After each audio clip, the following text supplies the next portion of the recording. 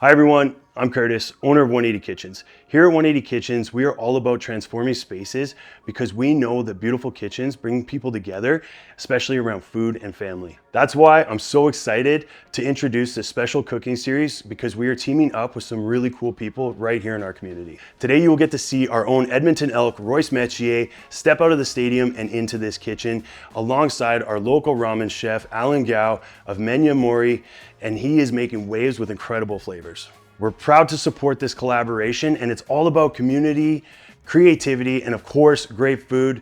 Guys, let's get cooking.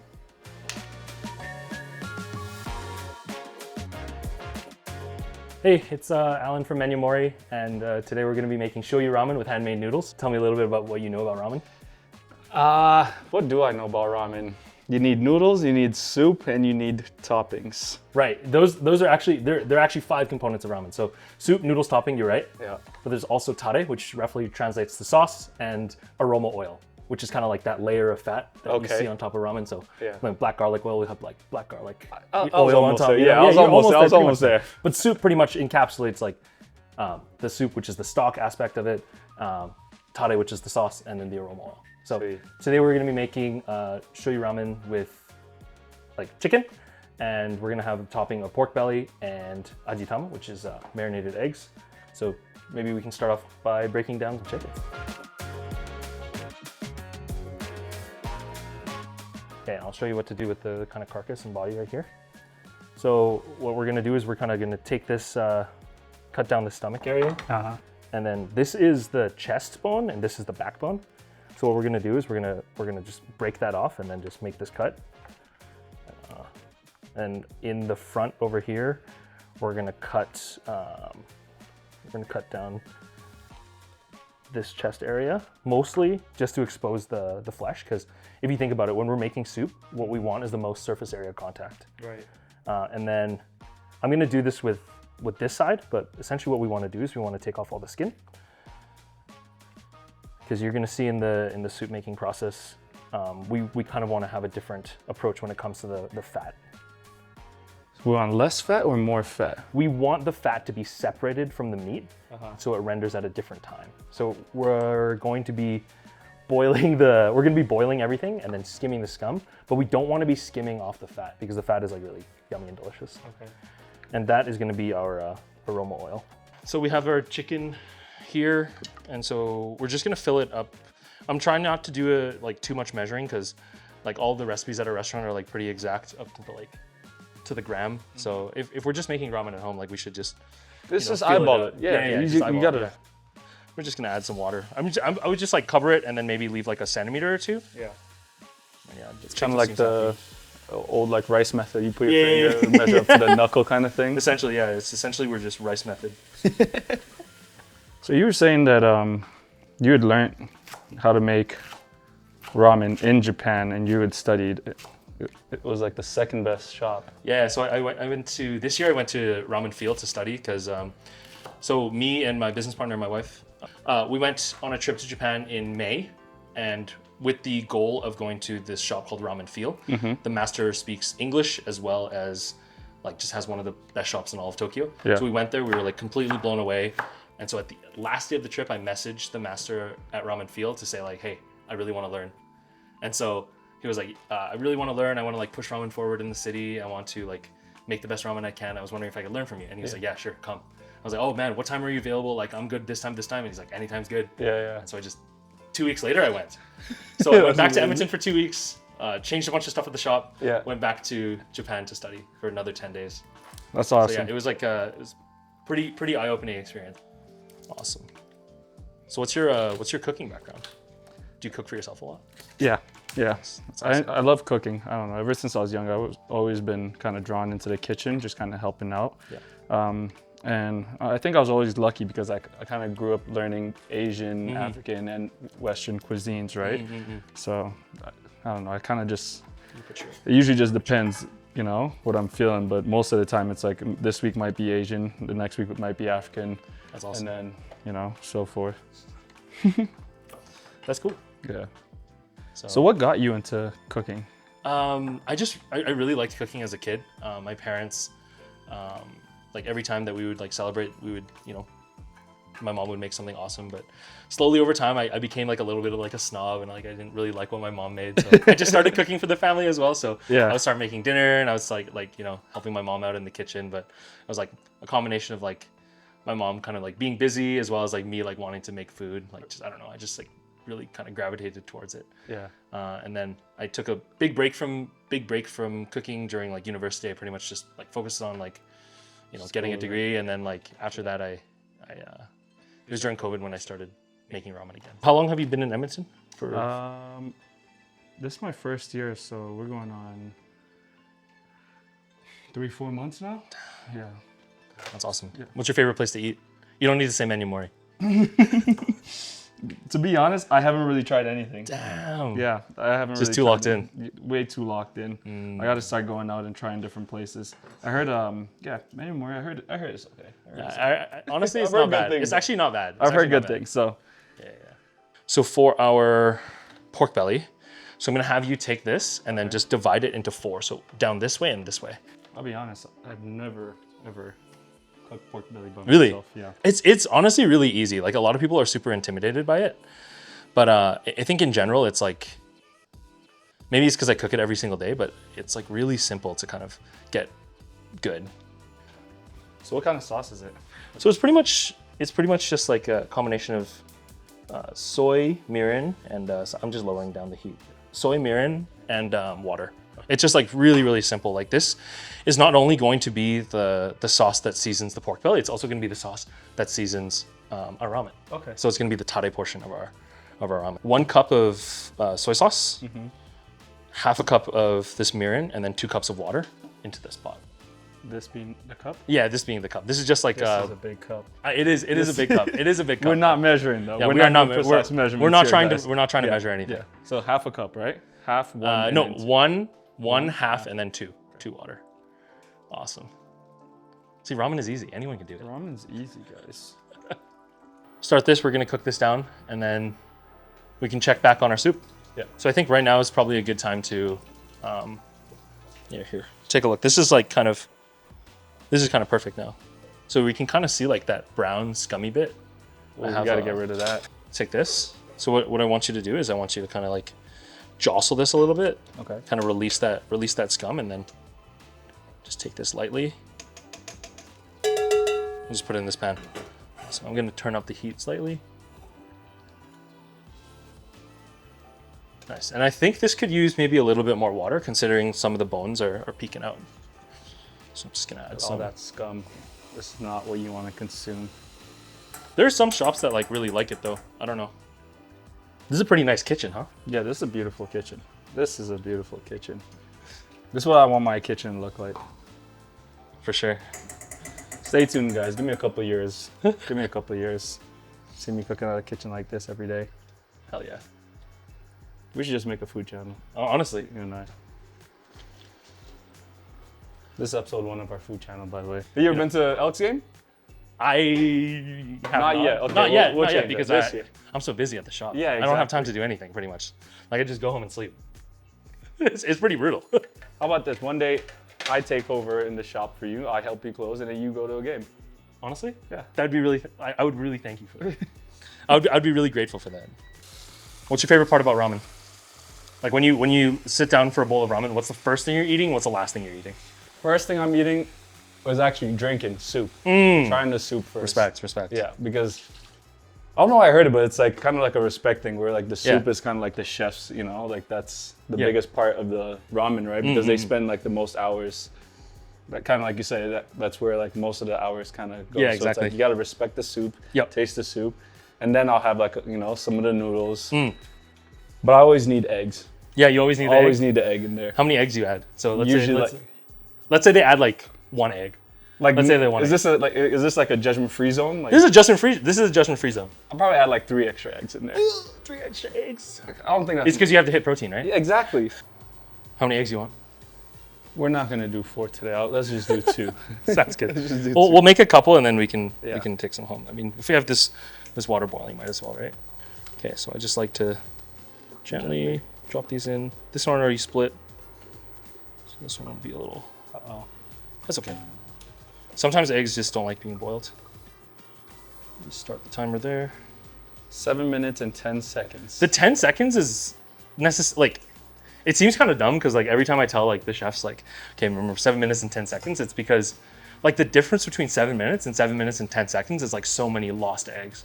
Because like sometimes the eggs just like are too soft or like too weak, but the flavor and like the texture of the eggs are still like nice and jammy on the inside. That's kind of the goal, is to have eggs that are not too runny, Right. so that it like contaminates the soup, right? If you, as soon as you like break the egg, like you You don't, don't want want it to just kind of flood the soup. Exactly. Right? You want the soup to stay as pure as possible. Right.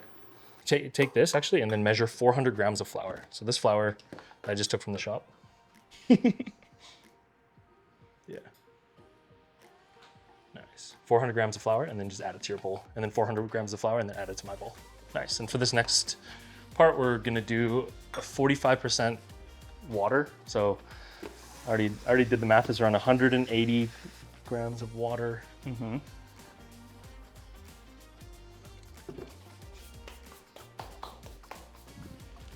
Then open up our alkaline powder, which is sodium carbonate.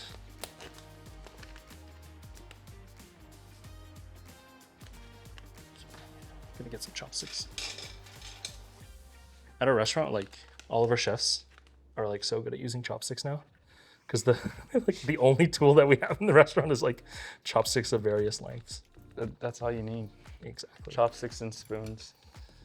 So what you want to do is you want to just kind of get into, you're right-handed. So with your right hand, just like get really comfortable kind of like mixing the dough like this.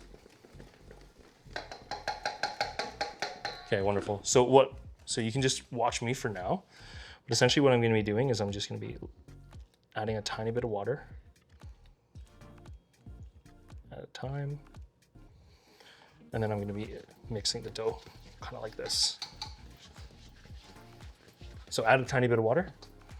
So you be very, very gentle and kind of swirl it around. Perfect.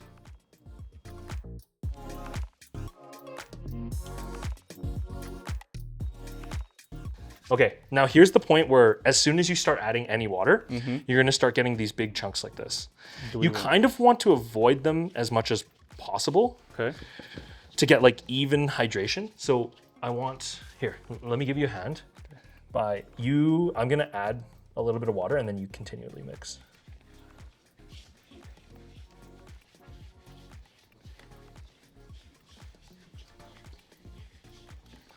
And then I'm gonna start doing the same. Oops. Uh-oh, getting some big chunks here. Yeah, but that's okay. We're at the end of this, we're gonna form a big dough ball. Okay. And start forming the ball. Yep, and then you can use pressure now and just start forming a ball. Try to get every piece of flour. Nice, just press down. Perfect.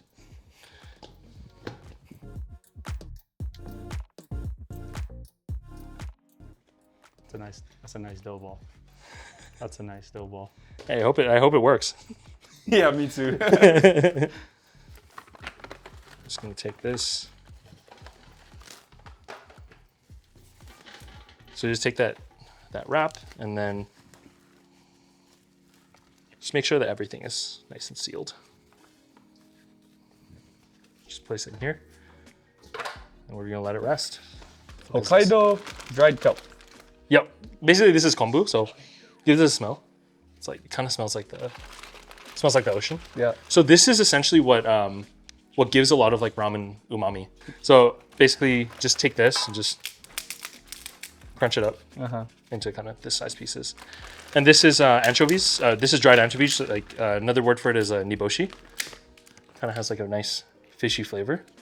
But in the soup, it doesn't actually taste like super duper fishy. It kind of just gives it a nice like savoriness. Kind of like how fish sauce, Yeah. the flavor of like fish sauce. So maybe just like a small handful of these as well. So what we're gonna do is we're gonna add the aromatics and we're also gonna add these dashi ingredients. So dashi is pretty much like a Japanese stock that kind of like fortifies the umami of dishes.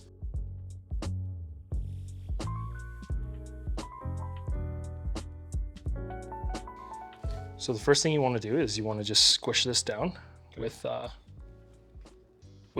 rolling pin down this way, and then flip it to the other side, not flip it, sorry. Rotate it and then do that again to make like a nice square. Yes. Nice. And then from the inside out, you want to just start rolling it. Inside being here or? Yes, the inside being the center. Yeah, you just want to roll it as thin as possible.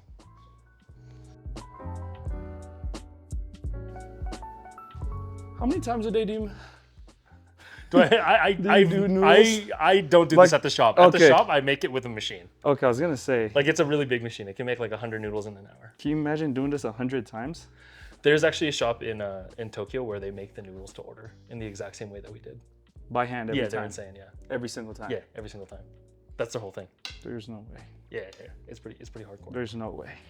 Here, how about this? We'll swap out. Yeah.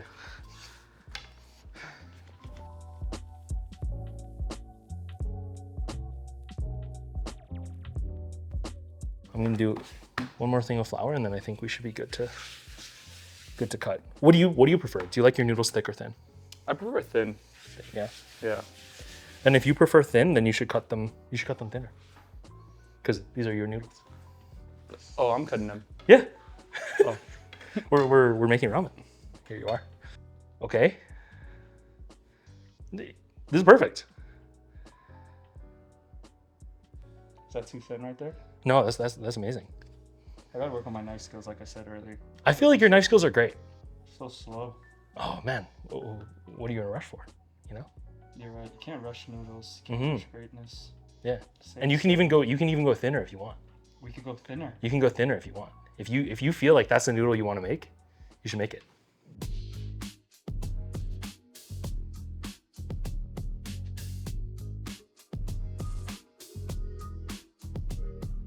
So, okay, next step is we want these noodles, you know how currently right now they're looking like pretty straight. And so what we want to do is like give them like a little bit of curl and a little bit of texture. So really kind of go in there and kind of like squeeze them and then do that same like movement of like kind of ruffling them. So squeeze them and then ruffle. Drape them up a little bit. Exactly. And don't be afraid to like really get in there. Like these noodles, like this step like not only like thins them out, but kind of gives them like a really nice texture. What's the texture for? Is it just for like the noodles or? Yeah, the texture is to pick up, like basically give the noodles some more interesting, like more interesting mouthfeel.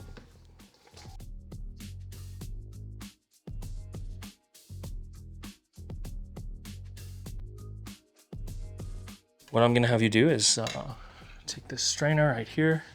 It's like a super duper fine mesh strainer. And just ladle the soup slowly into here. All of it? Yeah, ladle from top to the bottom. So, I mean, like, don't really dig in there, like, yeah, just ladle it gently from top to bottom.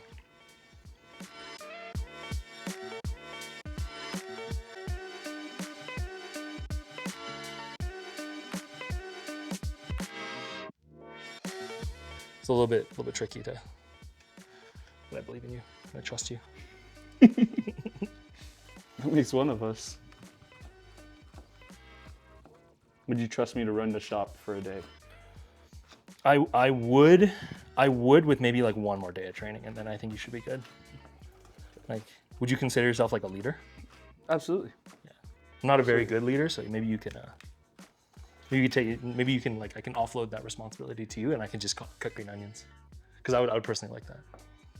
What exactly would my role entail? Like just inspiring people? I can inspire people. Yeah, just like big speeches before service would be awesome. Just like big speeches.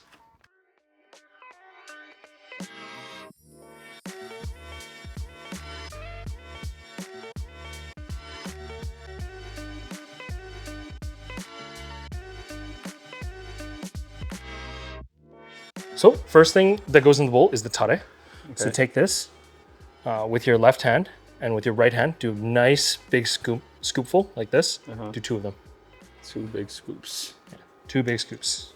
First thing you want to do is your tare, guys. Yeah. 2 big scoops. Perfect. Wonderful.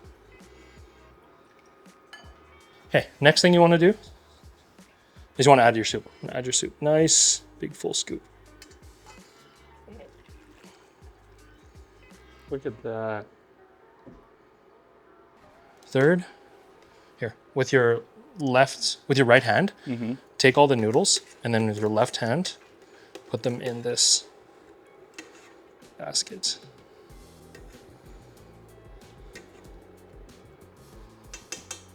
There we go. Boom. You want to pick the noodles up.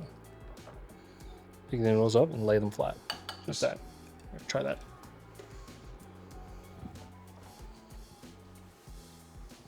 Perfect. Next, I want to take your aroma oil. Take a spoon that about this big and drizzle it around in a circle. What flavor does the oil Just add? chicken. Yeah. Beautiful. And then you can put as much chashu as you want, shingling it like this. Yeah. How many pieces would you like? Yeah, go crazy. Yeah, just a few. Maybe like 5, 10, you know? 5, 10. Yeah, just a few of them. Nice. I think 4 is solid. Perfect. Okay, take your egg, place it on the top, 12 o'clock. What if there's a second egg? And a second egg right next to it, 11 o'clock. Boom.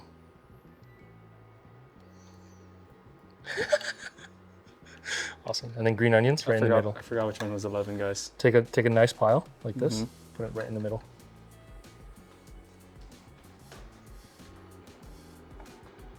Boom. Beautiful.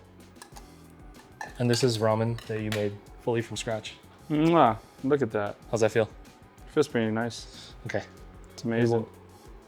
Clear this off and then maybe we'll take a bite. I'm the best in the world. You will be the best in the world if you keep at it. How many people know how to make ramen by themselves? I don't think that many, to be honest. I do. Take this. First, take a sip of the soup. Moment of truth, guys. Moment of truth.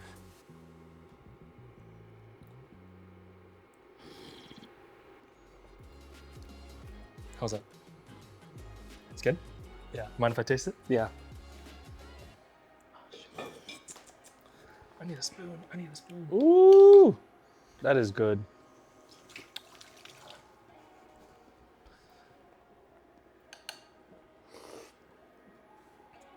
It's pretty good. That's right? really good. That's really, really yummy. Considering we only use salt, a little bit of kelp, some anchovies, Yeah. and Chicken. chicken. Yeah. That's amazing. Okay. Now take some noodles. Don't take too many. Okay. And then the most important step that everyone skips when eating ramen is you really want to just slurp the noodles. Take a little more than that. Don't put it in your spoon. Lean really close and just slurp. You want to have that real loud slurping sound. Yeah. Nice. The noodles came out great too. Yeah. Do you know why? They felt amazing. They felt yummy.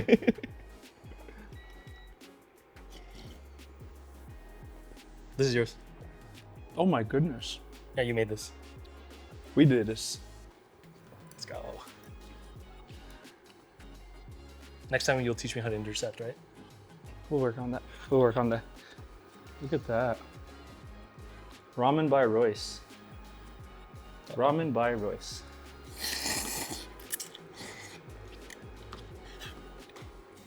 Thank you very much for teaching me how to make ramen noodles. It was honestly a great experience.